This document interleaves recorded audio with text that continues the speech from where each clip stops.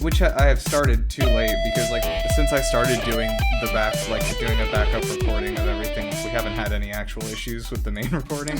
But we've had many before I started doing that. It will be the 1 week that you forget that like everything 100%. Will go tits up. So. All right, I'm gonna sync it up again. So I'll do 3, 2, 1, and then on go. Clap, please. And can you clap like closer to the mic? Okay. 3, 2, 1, go. Okay, that might have been perfect. All right. Yeah. Yeah. So everyone, go watch Memories of Murder. Oh, also go watch The Host, also made by him. Good movie. That one's like the big water creature, lake monster thing that like is terrorizing the city, and then like, man, that's a good movie. Anyway, how's everyone doing? Pretty good. Just okay, yeah. Yeah. I just finished work, so I've had too many video games today. But let's discuss another one. But I like this video game we're talking about a whole lot, so I'm very happy. And do you like this one? And the other ones were bad. Every other video game is bad. That's welcome everyone to GameBusters. This is a podcast from GameLuster.com. If you're new here, what we do each week is dive into a game or franchise that we love or we just want to shill for. So I really want everyone to just chillax for a minute. Rhi, do you have a drink in your hand of any kind? I have some water, so I'm sorted. Close enough. Ryan and I both have hard ciders for some reason. I respect that.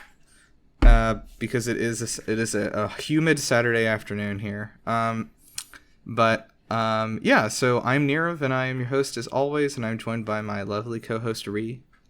Hey, howdy. And our guest today is Ryan from the land of Spira, is that correct? That is exactly correct, yes. Okay. Let's just jump into what we're playing this week. Ryan, why don't you kick us off? What have you been playing lately? Well, I just finished the HD remaster of Skyward Sword a few days ago, shortly after Chelsea, of course. You played the old one too, yes? Yes, but I never beat the last boss. I was about the same as you. Like I got like 2/3 of the way through the old one on the Wii. How did you feel, like, just overall, one sentence, how do you feel like it compared to the older one? 100 times better. I agree. Ooh, okay. That's selling it. That is selling it. Yeah, 20, like, I'm actually really shocked at how well the button control thing works, like, with the right stick. Like, it feels pretty good to use, actually. Cool. You got anything else you've been playing? Nah. Okay, and you did what? And you would like to give a movie recommendation to everybody? Yes. Oh yeah, well, I think it's been out for a while, but I just saw The Wailing, a Korean horror movie, and it is very, very good. Okay, so let's see, Rhi, what have you been playing? How's Mass Effect been treating you?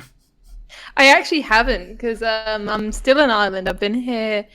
From Monday, will it be it'll be 3 weeks on Monday. So I've been here a while. And the only console I've taken with me is a Switch. I've also got my laptop, so I've got a few games on there. So I've been playing non-stop Pokemon Unite. Yeah, I love the gameplay. I absolutely adore the gameplay. I hate the microtransactions. They are very egregious, very bad. Not sure where I sit on the whole like pay to win argument. I can definitely see the argument. I mean, like, if you spend money, you can upgrade items. So yeah, I suppose in that sense, it definitely is. I don't feel like it's disadvantaged me too much, but like, this is a kid's game, and I'm playing against little tiny children. So not that I would let a child play this. It's so bad with microtransactions. But for gameplay wise, this is so solid. I would easily have played like a premium amount just for the game if it meant like not having 3 different microcurrencies. So yeah, I'm having a blast with it. I really do recommend it if you're not someone who kind of gets like suckered into spending your life savings on loot. I've got Skyward Sword HD waiting for me at home still, so I'm gonna start that on probably Wednesday as soon as I'm back. I'm really annoyed I didn't get here sooner before I left, but oh well. Apart from that, I've just been watching a bunch of movies with my boyfriend as well. We're getting through the original Spider-Man trilogy. That's been fun. Did you get to I don't Spider-Man know 3?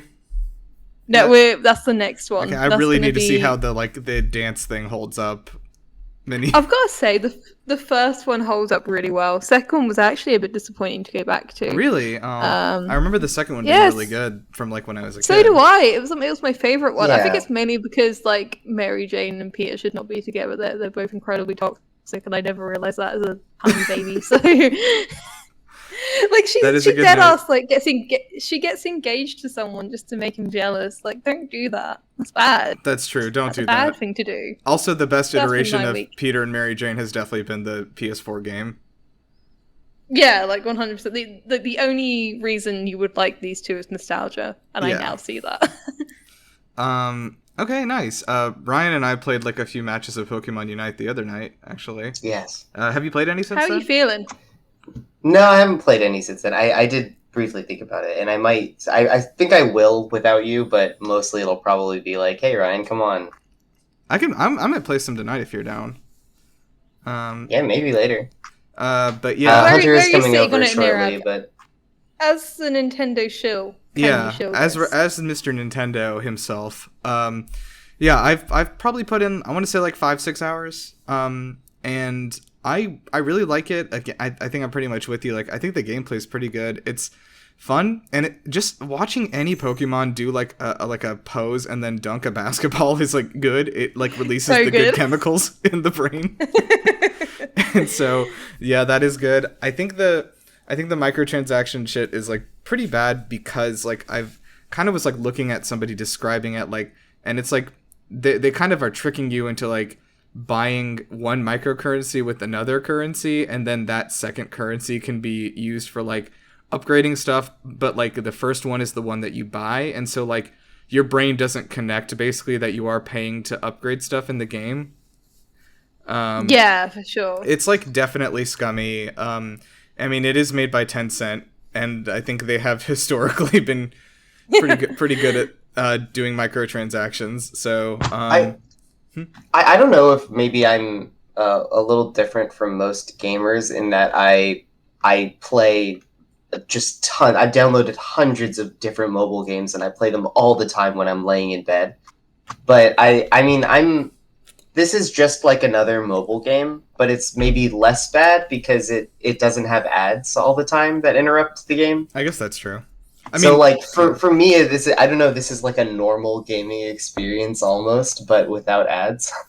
It is interesting. I mean, like, it is one thing. Like, this is like the mobile version's not coming out for another few weeks, but like this is a mobile game that is just also being released on the Switch. Like, Yeah, it's good to Yeah, remember 100%. that.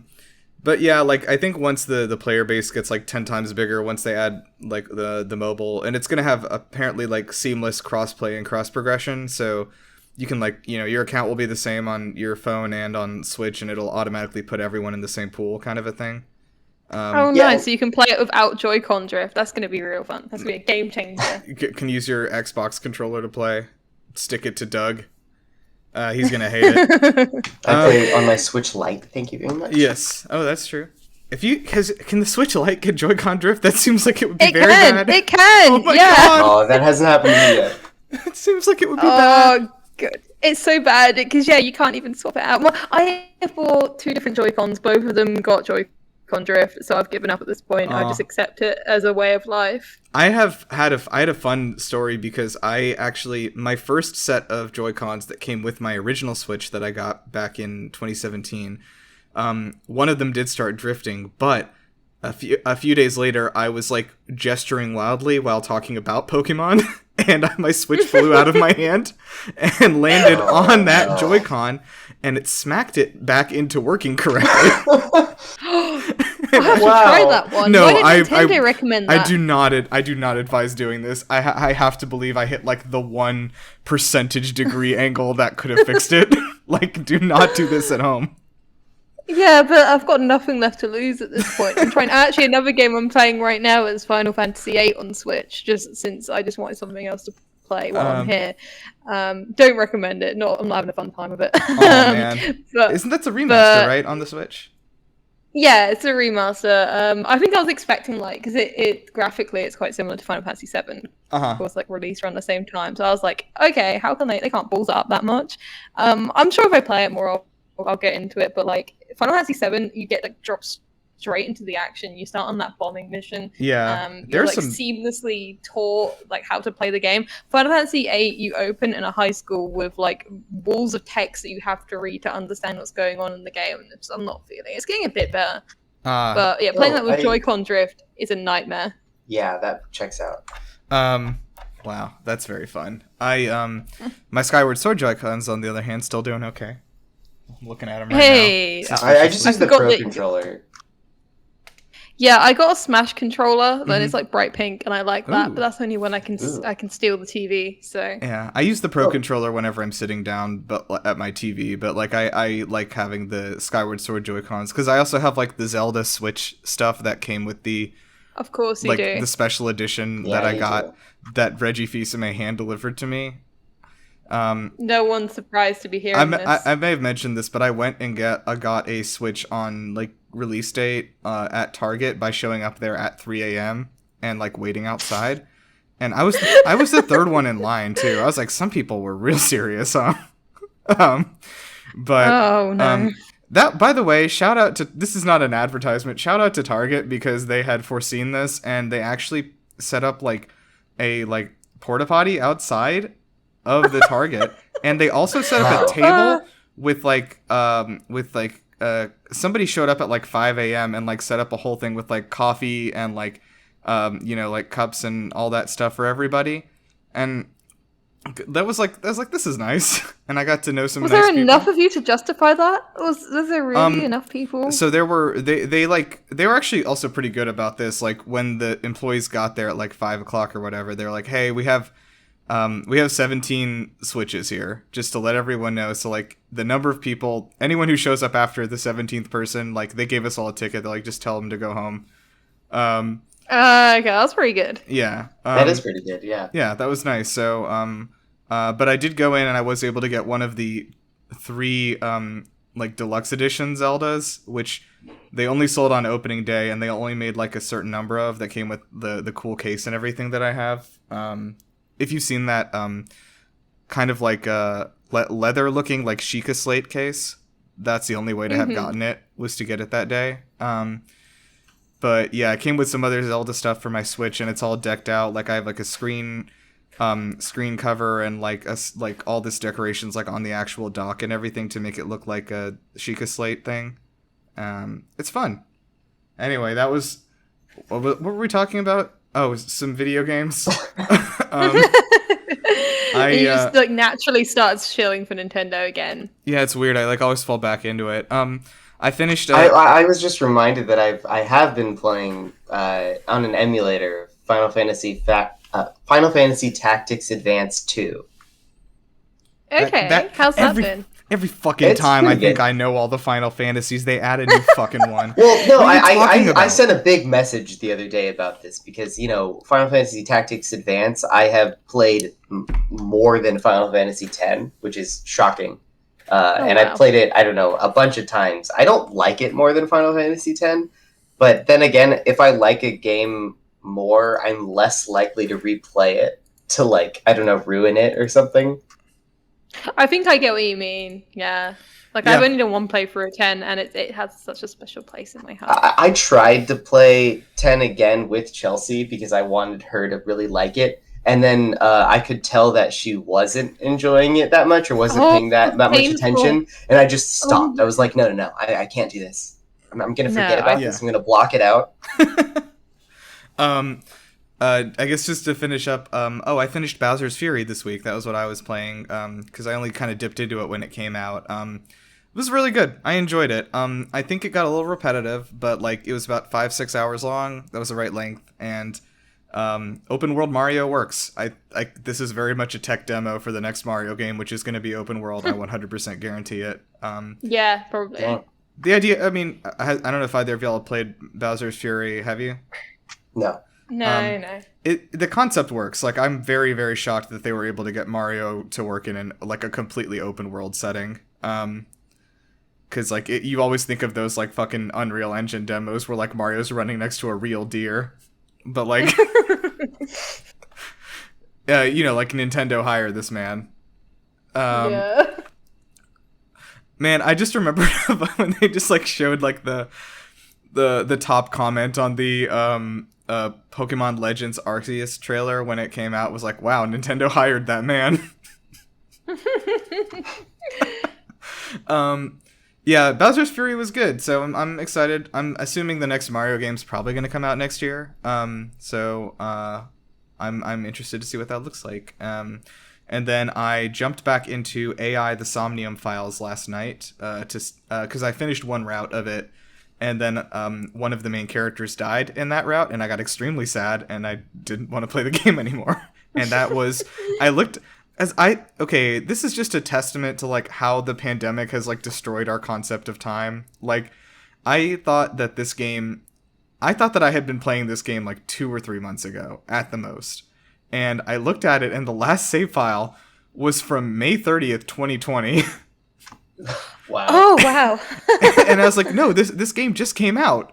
And then I looked, and it came out like November 2019. And I had like pre-ordered it and got it on release day and everything. I was like, what the fuck is happening? Oh my god. That game, by the way, is the from the creator of Zero Escape, Kotaro Uchikoshi, who is my friend on Facebook. I use any opportunity I can to remind people of that. I would, to be honest. No, but after he finished the Zero Escape series, he did this game, and then so the studio is Spike Chunsoft, which also they're famous for making both Zero Escape and Danganronpa.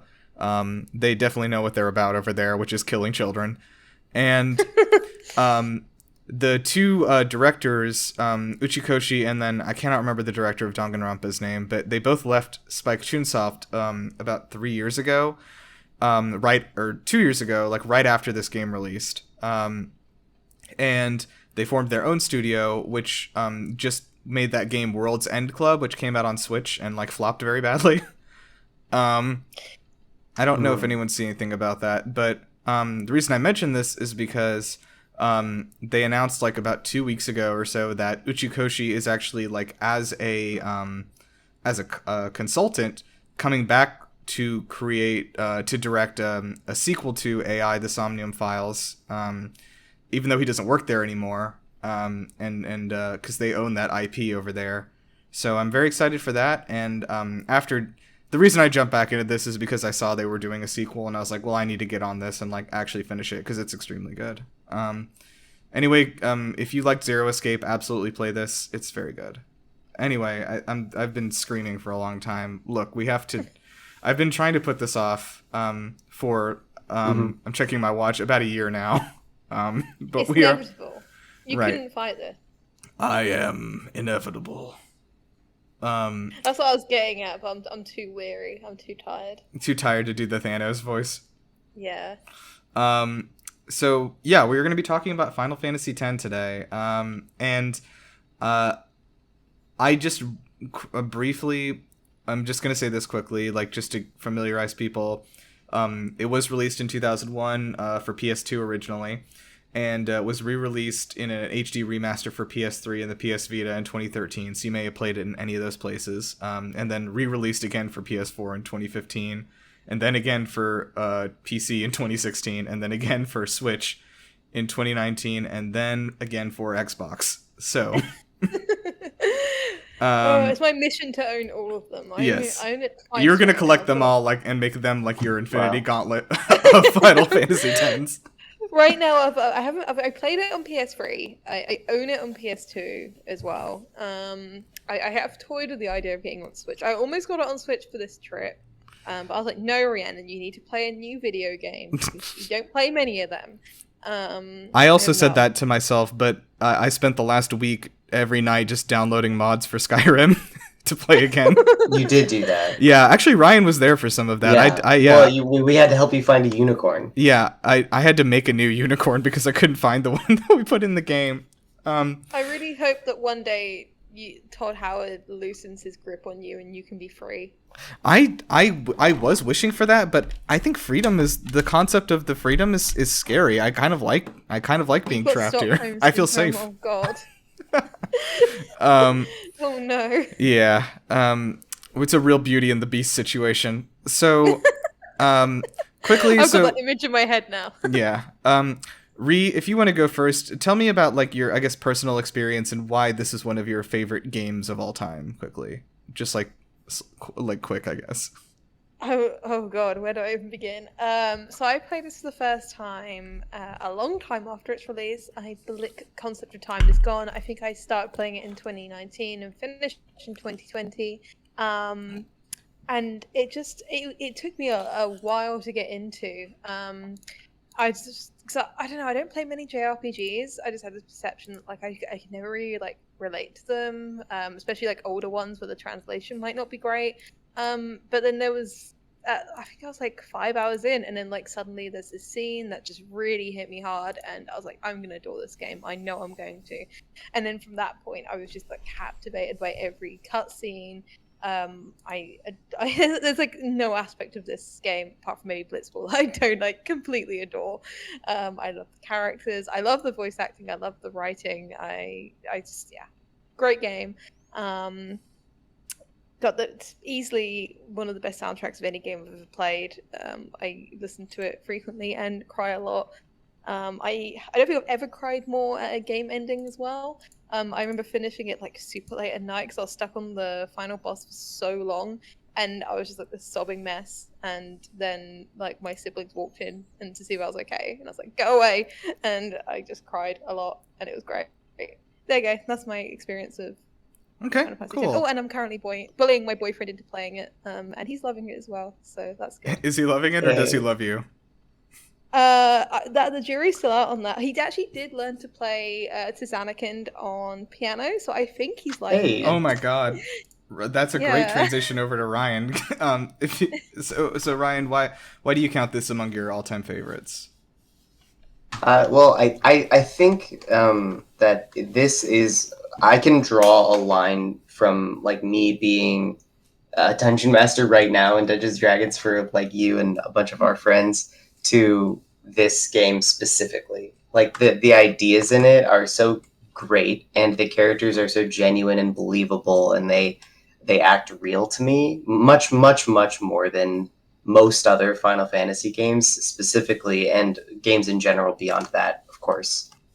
I don't know. I played it all the time. I think I played it first in probably 2005 is when I had it on the PS2, and I was just captivated. And I think that I probably had pretty much finished the game at like 70 hours. And I just spent like another 30 hours walking around in the game and going back and reloading saves and watching the cutscenes in the building that you can go to like rewatch your memories or whatever. And I playing Blitzball. I only got into Blitzball after the game was over because it was something to do in the game. I just never wanted to stop playing it. I'm just imagining the Blitzball with like the meme like, "You must be truly desperate to come to me for help."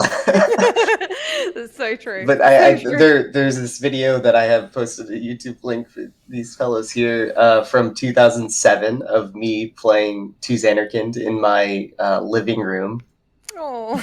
And it's the second edition of that video. It is, well, apparently, yeah. I must have re-uploaded it, but apparently I told my mother that I wanted my firstborn son's name to be Titus at one point. Oh boy. That's actually really sweet, though. I love that. But the thing is, isn't it pronounced Titus? That's the one. I don't know.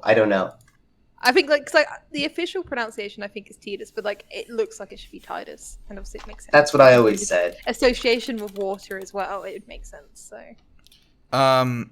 Apparently, I'm looking it up.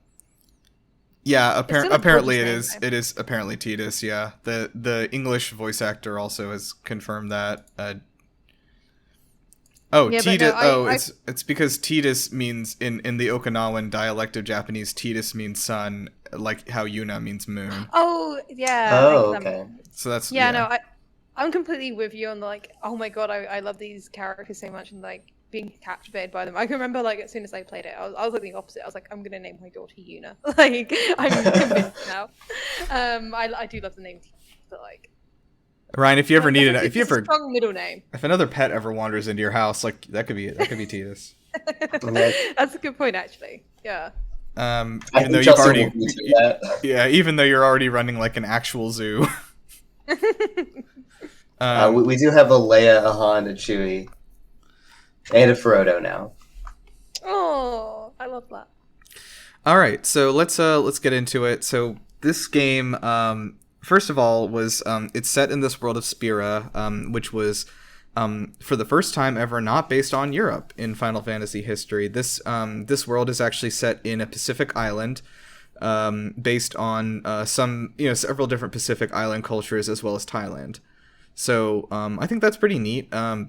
They were very eager, I saw, to get out of the hole I guess they had dug with everything being based on medieval Europe fantasy. So yeah, it was like a pretty big jump. I like that. You play as Titus, who is the star athlete in Blitzball, which is a real sport that humans play.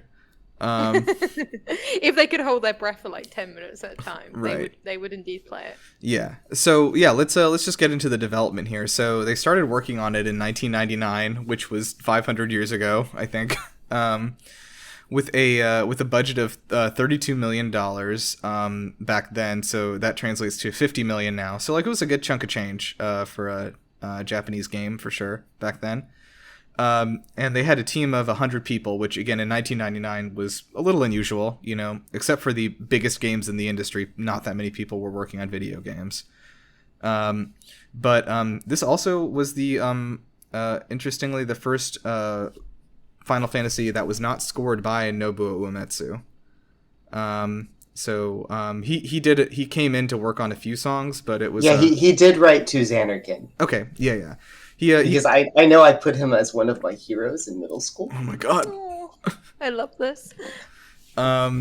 So it is actually on almost I did not realize the love for this extended so far past, I guess, you two in my life, but yeah, this game has been listed on nearly every best video games of all time list that you can find. It is very universally beloved, and I think maybe short of Final Fantasy VII is probably the most beloved in the franchise, I would say.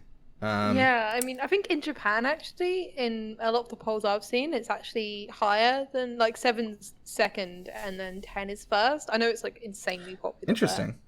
This was executive produced by Hironobu Sakaguchi, who, of course, is the creator of Final Fantasy. We always love talking about that, the first Final Fantasy, which was originally titled Fighting Fantasy while he was working on it, and then he decided to leave the games industry because video games suck.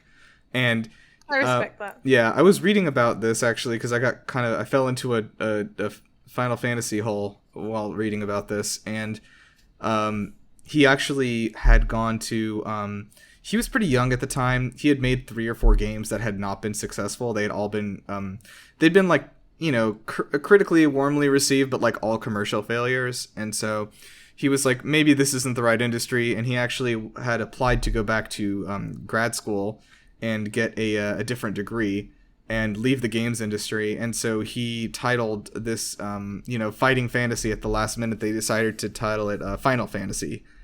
And just because he decided this was the last game he would make. And then of course it did extremely well, and so he decided to stay on and continued to executive produce the games for the next probably close to 20 years until he stepped out. Or not 20 years. When did the first Final Fantasy come out? Was that 89 or something like that? I think it was. I thought it was 87. It might have been. It was in the late 80s somewhere, but yeah. And then in 2004 I believe he left Square Enix, but it was 87, but December of 87. Okay. So yeah, anyway, Sakaguchi, of course, like I said, the creator of Final Fantasy, continued to produce from a supervisory role. He was not like, you know, the actual director at this point, but he brought on the director Yoshinori Kitase, who made Final Fantasy VI, Chrono Trigger, Final Fantasy 7, 8, and then, you know, of course 10. And he was also the chief director for that, basically. So the way that studios are divided up in Japan is not the same way they do it in the US, or in the West at all. Like in the West, like the director is like the person, you know, who calls the shots and everything. And the producer is usually somebody who's like trying to organize like the money and like the partnership programs and everything. But it's kind of reversed. Like in Japan, the producer has like the main role where they're actually working hands-on and telling people what to do, and they're the creative person. And the director kind of has like more of a background role, working with exterior partners and stuff. So just that's interesting. Yeah, it's just something to keep in mind as we talk about people's titles. But and that's only in the games industry. Like the film, and of course the games industry is different than the film industry in that respect too. So what these titles mean. But an interesting approach that that Kitase took, he was kind of the head guy, was that he decided to divide the events, maps, and battles into 3 different teams under 3 different directors. And so I think we talked about this sort of similar thing happen. Oh no, this is different. Do you remember, Rhi, we talked about with Final Fantasy 13 that like they had divided each section of the game into a completely different game made by a different team? I guess I can see why they did that, because they were sort of just doing what they did with 10 but more, and thinking this is less insane. Will work. This seems less insane though, like having it does. Which is, and also like, if you look at the finished product, to me like they all flow seamlessly. The combat's so solid, the story's so solid, the visuals look really good. It's I don't know how they were doing that with separate teams. I guess a lot of communication. Imagine if you like worked on Pokemon, you're like, yeah, I did Pallet Town. Just that one though. just that one. I called it a day after that. So these 3 directors, so the director of events was Motomo Toriyama, who was eventually became the director for Final Fantasy X-2. Yeah. And then he also directed, and do you remember when I said like every time I think I've heard of all the Final Fantasies, another 15 fucking ones show up. There's Final Fantasy. He also did Final Fantasy 12 Revenant Wings, Blood of Bahamut, Final Fantasy 13, 13-2, and 13-3, and then Mobius Final Fantasy. What the fuck is that? You're making half of these up. I'm convinced that like Final Fantasy fans just go on Wikipedia. I'm opening the Wikipedia article for Mobius Final Fantasy. Final Fantasy X-2 has to be like the worst rated Final Fantasy, right? I don't think it is the worst rated. I think 13-3 is probably the worst rated. Yeah. I would guess. Even 10-2 like has its fans. It I does. Wish I was one of them. I desperately want. I wish that I liked. We'll talk about 10-2 near the end. Yeah. So, by the way, Mobius Final Fantasy is an episodic RPG developed by Square Enix for iOS, Android, and PC. It was in 2015. The player controls the Warrior of Light, the Wall, okay? A man who wakes with amnesia in the world of Palamecia and must conquer the dark forces attacking its people. That tracks. That's Final Fantasy. Yeah, that sounds right. Anyway, every fucking time. Okay, so the maps director was Takayoshi Nakazato, I would guess. And then the battles director, basically what we would call like a combat director, was Toshiro Tsuchida, who would later go on to make, I shit you not, this is a real game, and I definitely had to check this one, Final Fantasy Crystal Chronicles, My Life as a King. What? That sounds like a visual novel. It was like, I just had to look. It's like, is this like a movie or like what is it? No, it's a game. It was a WiiWare game. It was made only for the digital e-store on the Wii. They wanted to make a high-profile game, and then it basically is a city-building game set in the world of Final Fantasy Crystal Chronicles. But it also is chronologically the 3rd game in that series. Oh, Yeah, that tracks. Again, that's Final Fantasy for you. Yeah, and then there's a sequel to this one that I would like to that I Hey, would like to say. So of course.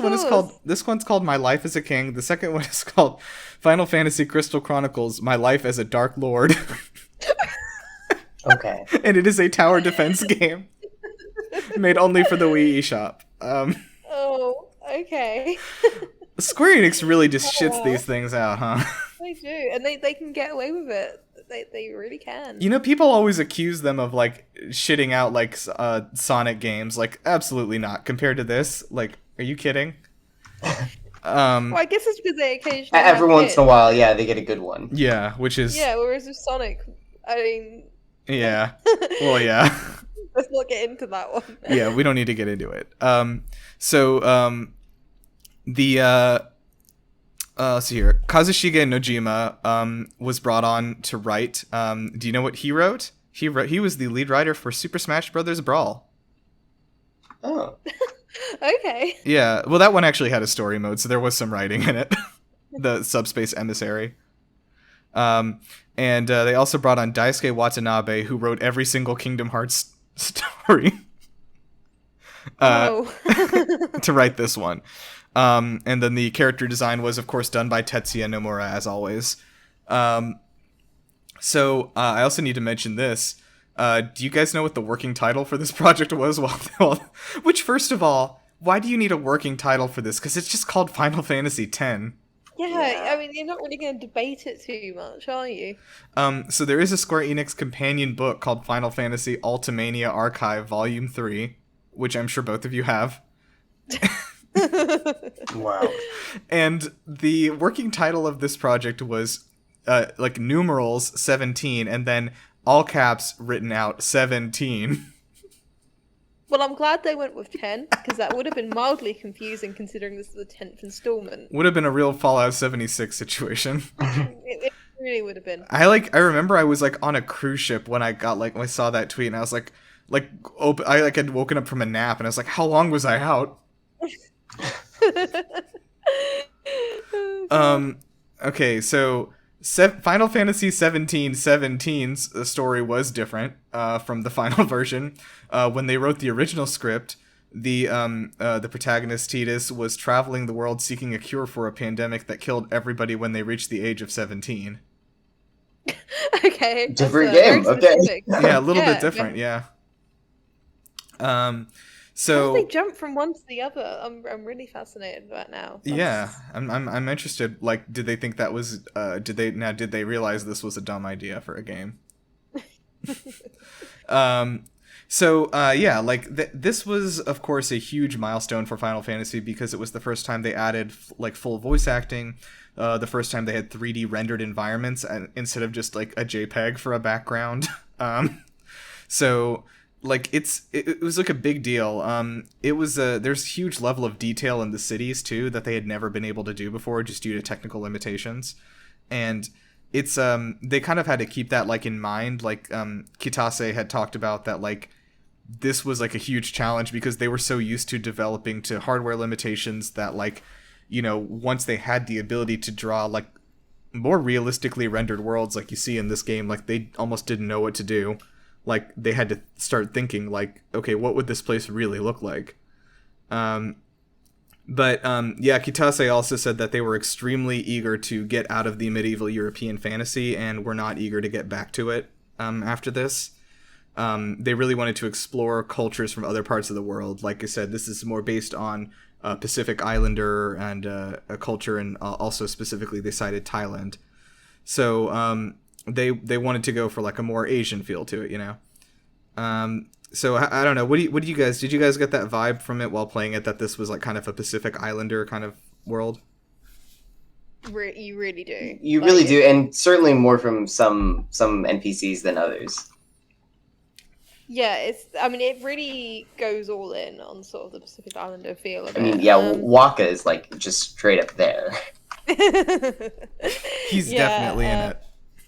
And it's really good that I guess they had that early on, because it really bleeds through to like everything. I mean, even Blitzball, you know, it was just a sport built around that whole idea. Yeah, I love the setting so much. It's absolutely gorgeous. Like, funny enough, it's interesting. This is the one where we're gonna break away from like medieval Europe, because this is seen as, I often see people cite and as like the game you should start on if you want to get into Final Fantasy, because it's sort of the bridge between Like the old old Final and the new, Fantasy yeah. and new. Yeah, Mm. because you've got like the old turn-based combat, but then it's very user friendly in terms of its presentation, and also the setting is this is what I love about the game. The setting is, I guess, starts more like kind of, I want to say medieval, like the classical, I guess, and then gets quite futuristic towards the end, and that's like reflected in the music. Like the music starts all classical, and then you get like an electric guitar thrown in there at the end. Oh, it's such a good game. It flows so well. Nice. Do you actually? No, we'll talk about this at the end. Actually, so one of the costume, or the costume artist, I guess, is what she was doing. Her name was Fumi Nakashima. She actually had the idea, and by the way, bless her heart for being a woman in Japanese game development in 1999. You go, girl. But the her idea was basically to kind of separate people, or make it so that you could tell what like distinctive characteristics about each character just from their clothing, but also in a way that when you met new characters, you would immediately know information about them by what they were wearing.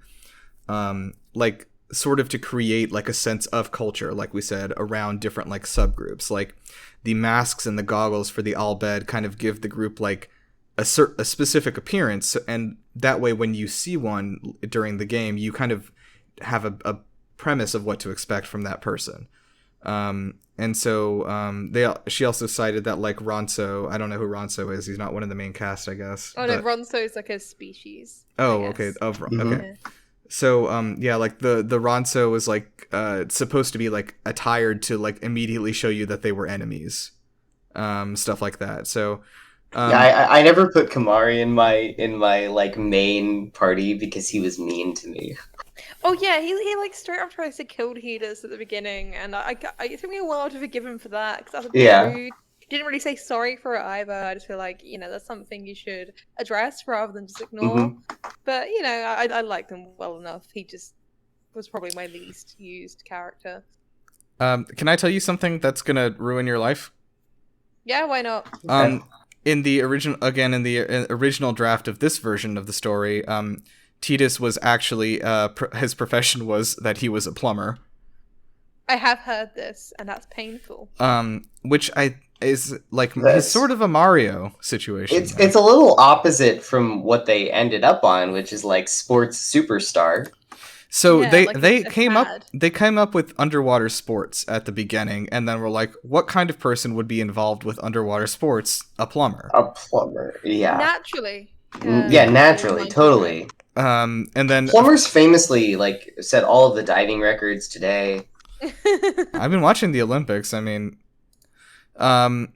so yeah, like again, they obviously at some point decided to make him like a blitzball athlete. At some point, they decided to make the game good, I guess. We could have had a really funny game about a pandemic being solved by a 17-year-old plumber, but nope, taken away. Titus's relationship with his father and like the whole story of like sin and everything was all supposed to be like calling back to like several like Greek mythological legends, which I think you can kind of see like how like it's kind of like this whole like, oh, my father's actually a demon, sorry, kind of thing. Whoops. Yeah, well, I think the best thing about this game, to me anyway, is Titus's relationship with his father, Jagged. Because, and this is when I think like fantasy games are at their best, when you have like all this deep lore and it looks really like, oh, they love the deep lore. It looks like really imposing at first, but then like if you like whittle it down to its bare bones, the skeleton of this game is a coming of age story essentially, and like everything's built on top of that. So like even though there's like so much going on, there's so much to remember, it's still relatable throughout the entire game because you're just being guided for a story of well, both like Tidus and Yuna having to like live in the shadows of their father, and it's just it's so well done. Yeah. Yeah. So also interesting note, Auron was actually written to be completely silent throughout the game. And then they decided at the last minute he should be able to talk. Wasn't he supposed to be like secretly Jacked the whole time at one point? He was in one draft, yeah. Yeah. Auron in particular went for a lot of drafts. Like he was gonna be oh god, there was like one where he's like meant to be a zombie or something. Oh yeah, right. yeah. Yeah, that would have been a bit tonally weird, I guess. Yeah. Nothing wrong with a few rewrites, guys. Just, throw yeah. run it through a few people, So Final Fantasy X was also the first game in the Final Fantasy series, and I believe at Square Enix, to feature motion capture. So this was, of course, the early days of motion capture, but they did use that for both facial and skeletal animations. So they really leaned into that, and that's probably where a lot of the money went, to be honest. But how was the the facial capture and motion rendering for this game for the characters?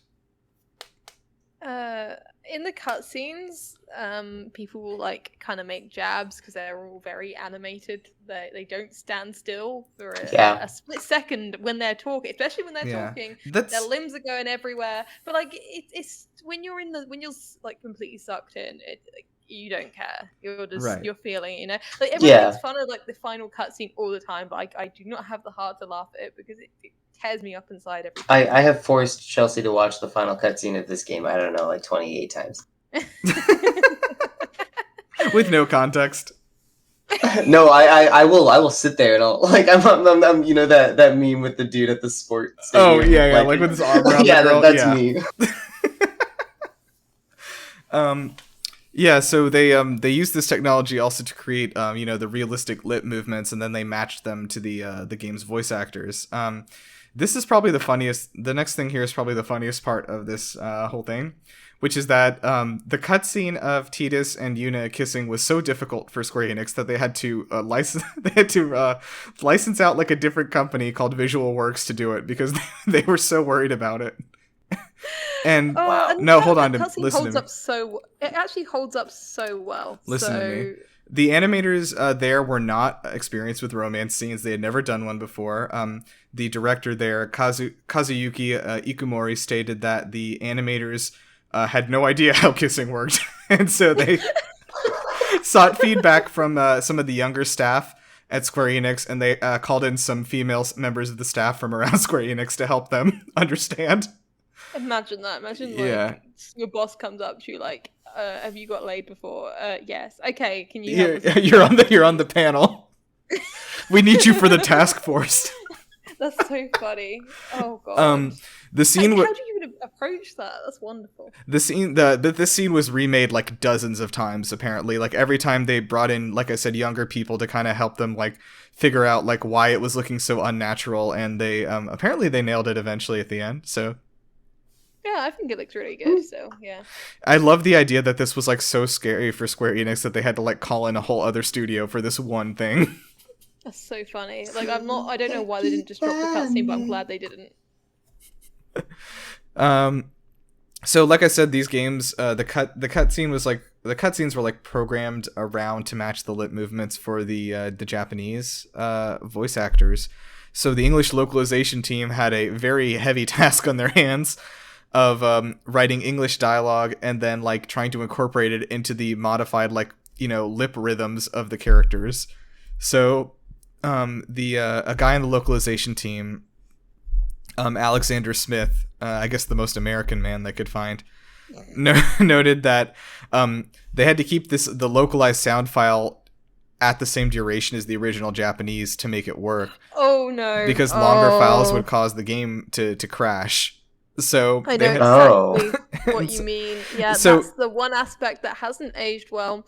Is that the English voice actors are having to read the lines in the same duration that the Japanese ones did. Yes. Which means that some lines are really, really, really rushed, and also every character likes to say at the end. Because yeah. I guess that is exactly why. You're right. Because they're trying to extend the length of the audio file.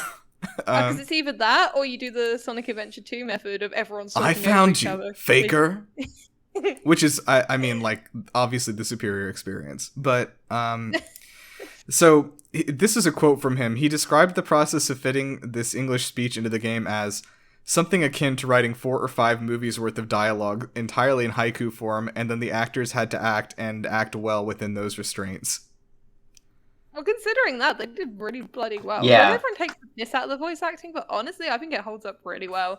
I mean, everyone laughs at the laugh scene, but the laugh scene in context is really good. So, yeah. Yeah. I know that in context they are fake laughing, but like it is extremely funny out of context. it is, yeah. I mean, I was It laughing. is. I don't know. I've seen people also making fun of like Yuna whistling into the ocean scene. I'm like, no, that one makes me mad. Yeah, I could never make fun of that. That's such a hard, because at that point, like the tears are already like, Yeah. down my face. So, like, so the original draft version of this had a lot of extra stuff that didn't make it into the final game. They wanted wandering enemies visible on the field map that like would have seamless battle transition, like you wouldn't even know when the battle started. And then they wanted an option for players to move around the landscape like during battles. But again, this came back down to hardware limitations that stopped them from doing this, which, you know, you'd of course see that stuff in later Final Fantasy games. I'm glad they didn't manage it. You don't think that would... Oh, I mean, I guess 13 is where they did all this stuff. Yeah. And maybe people didn't like it as much. I don't know. I didn't like it as much in later games.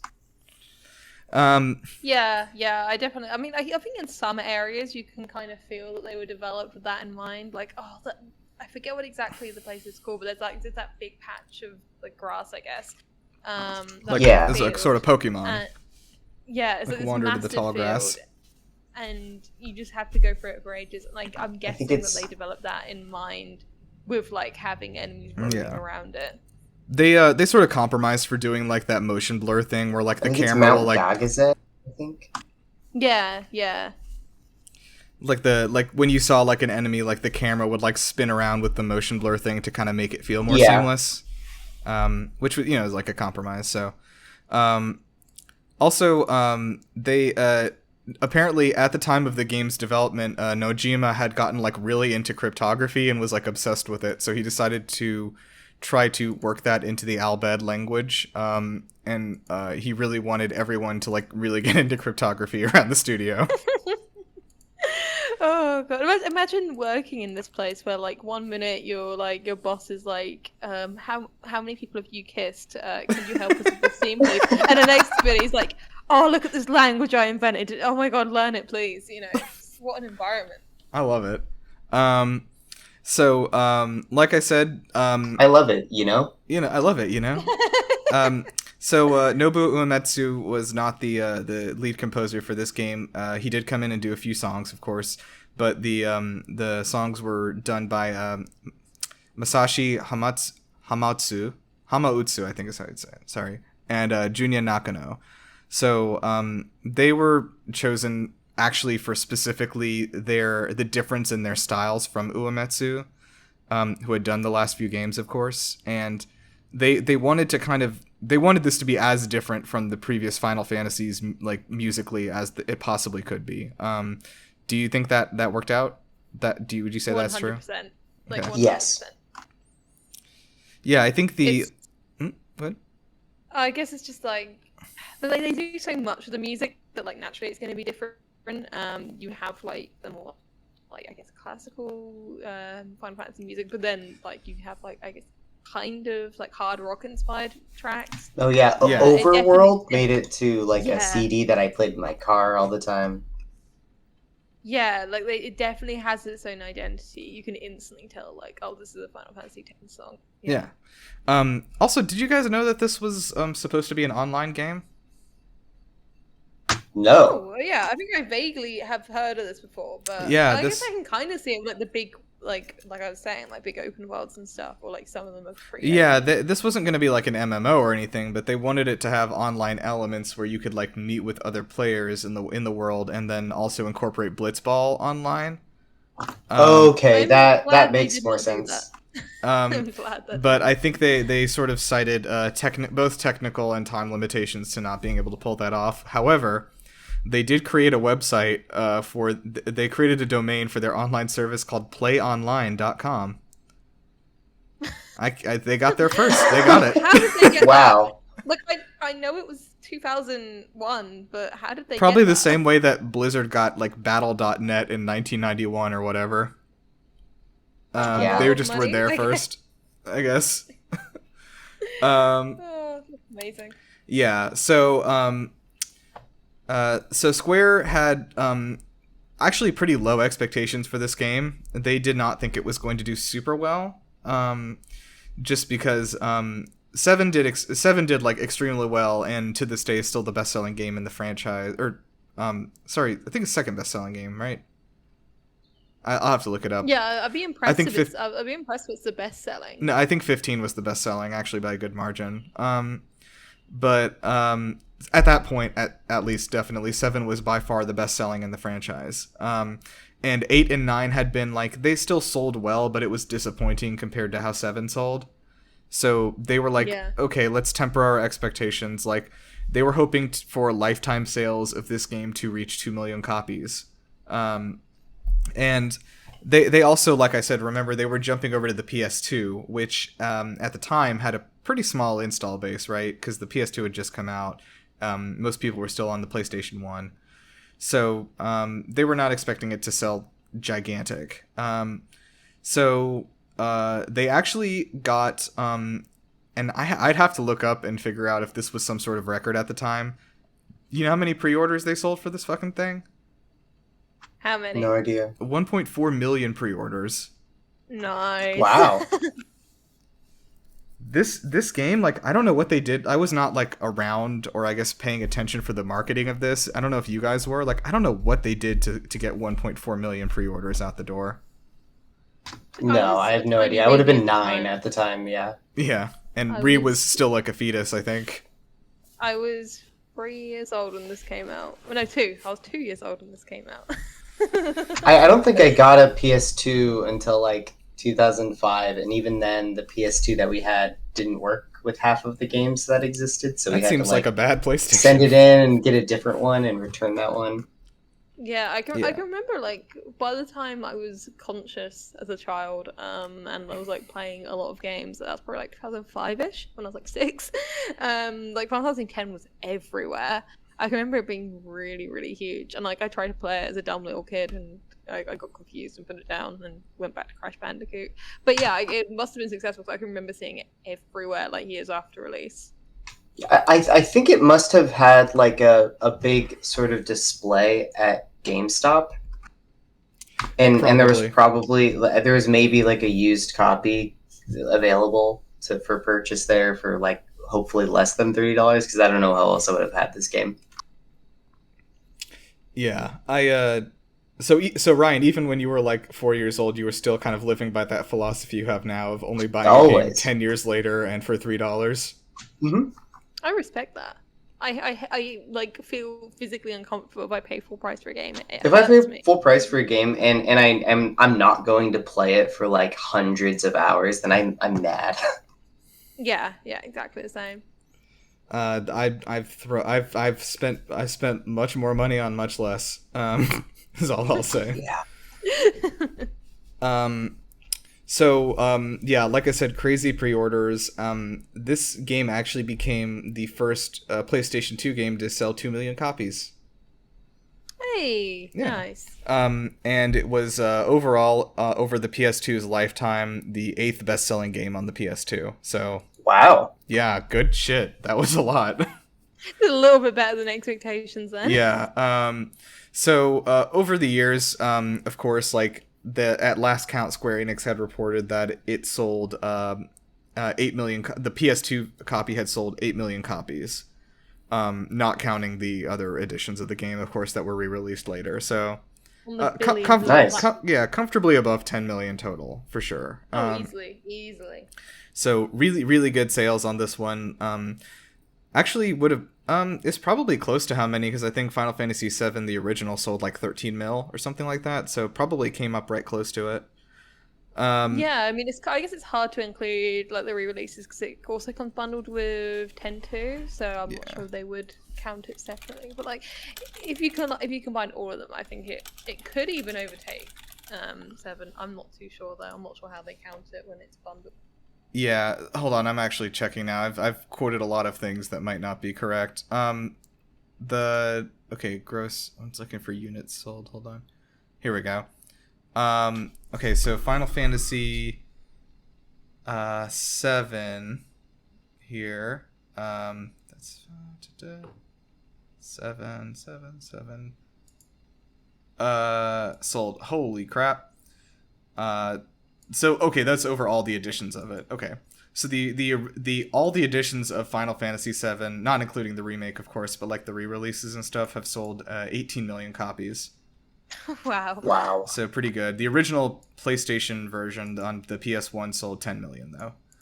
That's very good for the time. Very good. And then I'm curious, Final Fantasy 8 sold 7 demo, 7 PC, 7 compilation. Okay, so 8 sold about 8.6 million on the PlayStation 1. And then 9 only did about 5.9 million. So yeah, you can kind of see there. Wow, that's a dip. Yeah. There's a bit of a dip there. So yeah, Final Fantasy X's full lifetime sales here.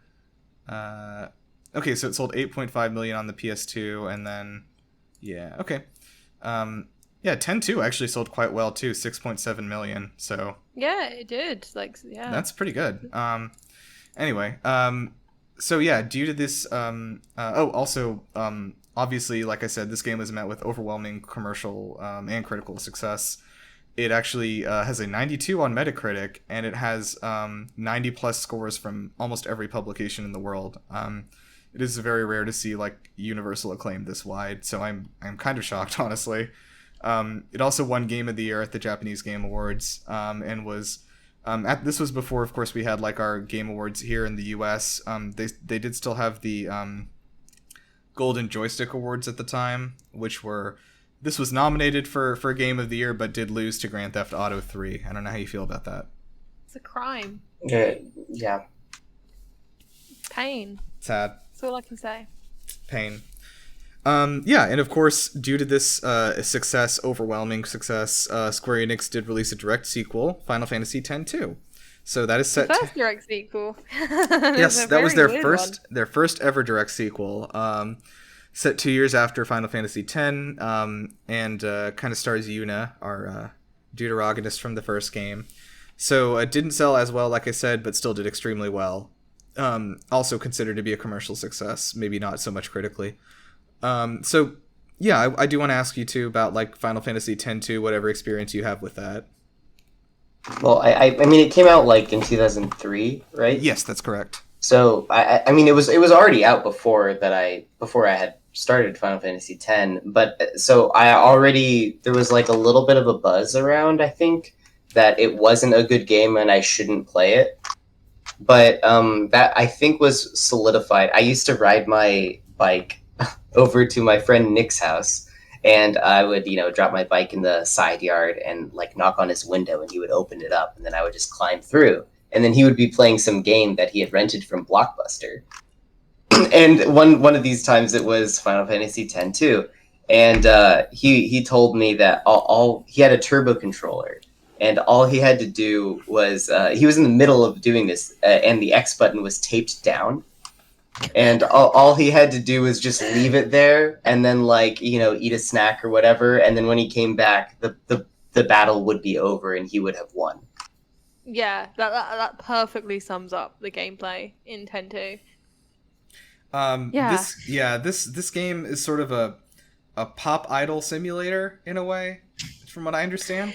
Yeah, so As I said, I played in 2019. I was playing it on the PS3. The person who had got me into it was very much like, "Don't play 10-2. It's a bad game. You will not like it." I'm a very spiteful person, so I was like, "No, I'm gonna love it." Because I just looked at the box art, I looked at the vibe, I heard some of the music. I was like, I love everything about this game's tone. I'm perfectly fine with having a very melancholic experience for the first one, and then having a more upbeat second game. Especially with uni, I'm completely on board with that. However, the way they handle it is really bad. There's not really, I don't know, the characters are acting very strange. So I don't want to, Nirav, do you want to block your ears for spoilers quickly? I won't spoil it too much. I'm not worried about spoiling this game. So the whole concept is that Yuna is trying to find Tidus. She comes across some, I guess, footage at the beginning of the game which suggests that he is being held captive. And you'd think that would, this is someone she's presumed is dead, I suppose, and she's just found out he's alive and possibly in great distress. She does not act like someone who's just found out her ex-boyfriend is being held captive. She acts like someone who, like the whole meme about RPGs where you have this really pressing mission and you can just piss about doing side quests. Well, that's this game. It's none of the characters are overly fast. That everything is super pressing, and I only gave it about 5 hours of my time, and I was just like, why are they talking like this? Why are they doing this? There was, I think that when I drew the line was when there was a hot tub scene with the three central female characters, and I was like, what's going on here? Why are we doing this? Why are we reducing ourselves to this? And it was a bit creepy. Like I said, I have never wanted to like a game more than this, because I love the tone, I love the fact that it's got 3 female characters, I love the fact that Yuna is in charge, that's great. Then I found out it's got multiple endings as well, and to get the true ending you have to do all this shite, and I'm not sure I've got it in me to do all this. I'm tired. Also, I don't like the battle system. It's got this new system where it's not turn-based, is it? It's a mix of real time. And it's kind of not in its infancy with that, and you can change classes by changing the characters' outfits. It's very bizarre. Didn't like it. Wasn't really sure what I was meant to be doing. I'm determined to give it another chance because I know it really, really has its fans, and some people absolutely swear by 10-2, but who knows? it's so jarring and not in a good way. Mm-hmm. Yeah, I can. I think you've successfully turned me off this game. So I don't want to. I feel maybe you'd like this. Like I said, people really swear by this game and tell me that I'm gonna love it.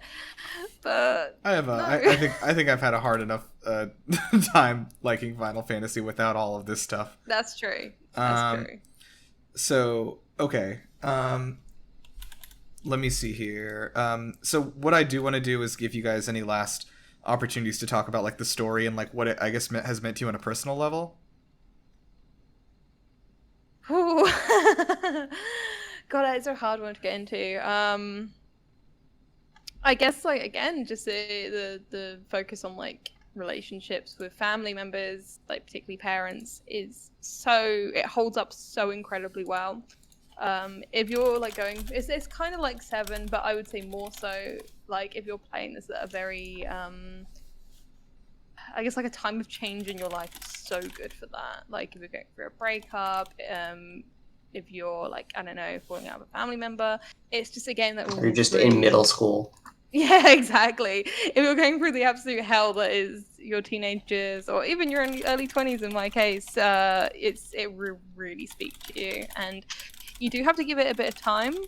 I kept thinking, this story is so dark and the characters aren't really reacting to it.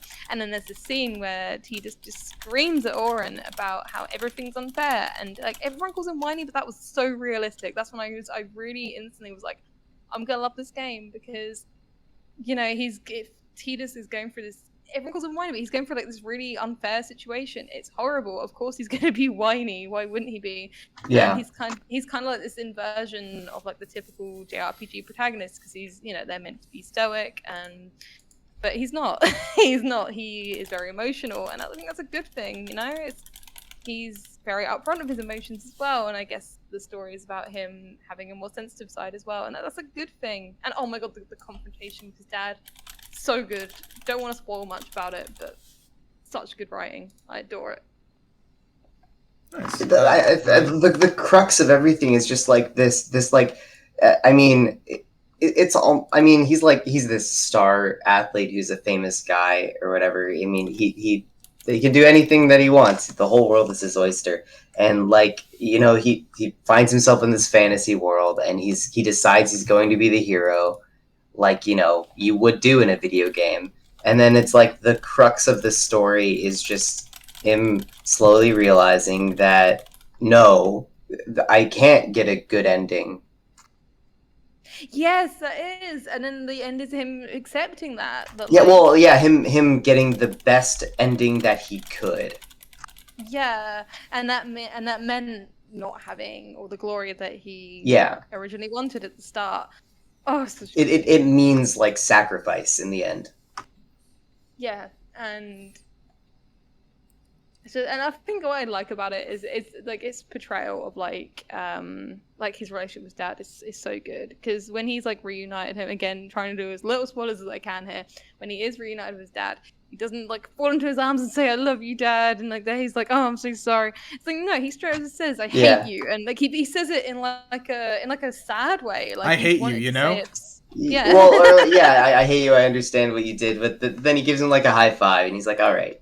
Yeah, exactly, and I'm glad that he was allowed. Like the story didn't shame him for not, because it kind of shows why his dad was as distant as he was. Yeah. But it doesn't show it in a way like, oh, don't you feel like a dick now, Tidus? You know, don't you feel like a whiny little baby for wanting your dad to be around? It's like, no, the story's like, yeah, okay, his dad did some good, his dad did some bad, and Tidus is allowed to feel let down. And he's allowed to express that to his dad, and they still have a good ending, and it's I guess good, as good as it could be, but it's handled so well. I think it's as like a little boy specifically who, you know, is supposed to, I think probably at this time think like romance. I you know, got into this and I'm like, oh no, I think I maybe am very romantic. Yeah, that romance scene absolutely killed me. I can just remember getting really upset, thinking, oh my god, I want my life to be a fraction as romantic as this, you know, especially when it was the kissing scene. And I mean, thankfully I've got a wonderful boyfriend now, but at the time I didn't, so it was like pain. But it's such a cathartic game as well. It's really cathartic. Nice. All right, so let's close out. Are there enough ghosts in this one? Yes. There are a lot of ghosts. There are a lot of ghosts? Thousands and thousands of ghosts. Yeah, there's like that whole ghost world and everything. Well, okay. I think it maybe depends on how we're defining ghost, but I mean the main character is a ghost. So yeah, a whole lot of ghosts. Too many ghosts, one would say. The fact that there are ghosts is the bit that makes me sad. So. Oh, I'm so sorry about your ghosts. I wish them the best. Thank you. All right. Well, let's go ahead and close out. So, thank you guys for joining us. So you can find us at GameLuster.com. You can find us at YouTube.com/GameLuster, of course, on Twitter as well, and then you can find our podcast on Twitter at GameBustersPod. We are there sometimes. And so please, recommend to friends, let them know if you think they would enjoy our show, and give us a rating or review on iTunes if you have like an Apple account or whatever. We really appreciate that. So Ryan, do you have any plugs? What are you working on right now? There's another thing on frosty47.bandcamp.com if anyone cares to take a look. Okay. Nice. Rhi, what you got? So at the Gamer, we've just officially announced Dragon Age Week now. God. I know. It's not even my doing. I just work with two other people who love Dragon Age. It's amazing. I've got 2 really cool interviews that's going to go up. as part of that. I can't say who it's with, but it's big. So yeah, wait for that. That I think it's starting August 16th, so soon.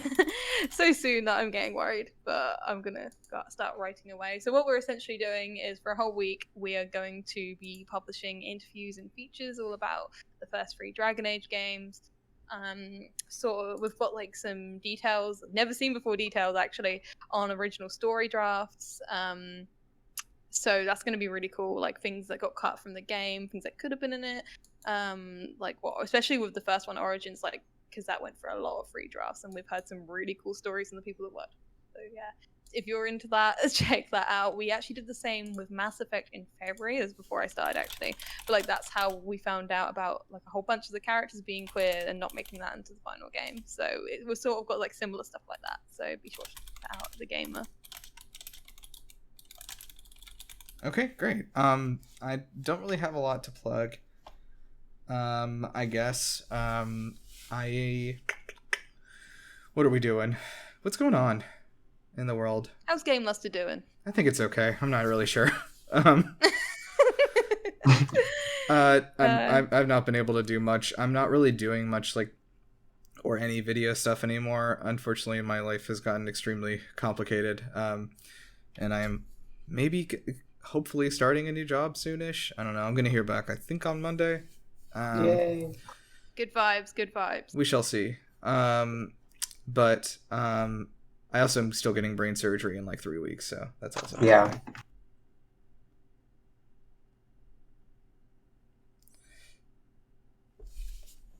Okay, I guess that's about it. So yeah, thank you for joining us for this. Yeah, I guess we'll be back.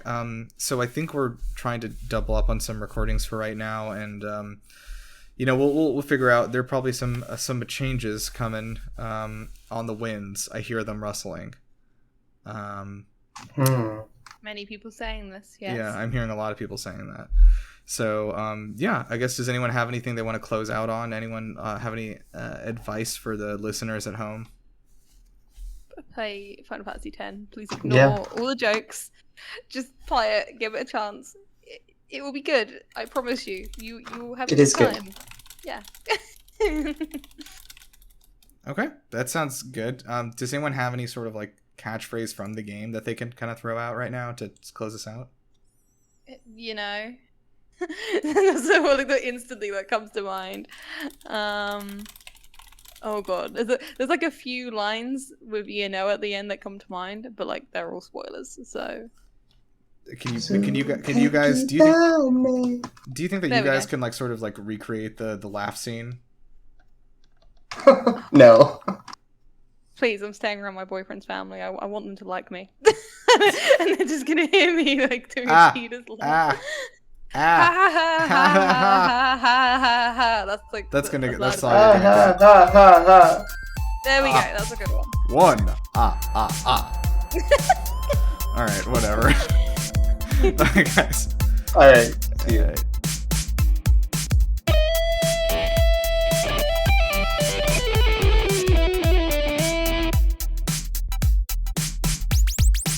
I really hope that one day Todd Howard loosens his grip on you and you can be free.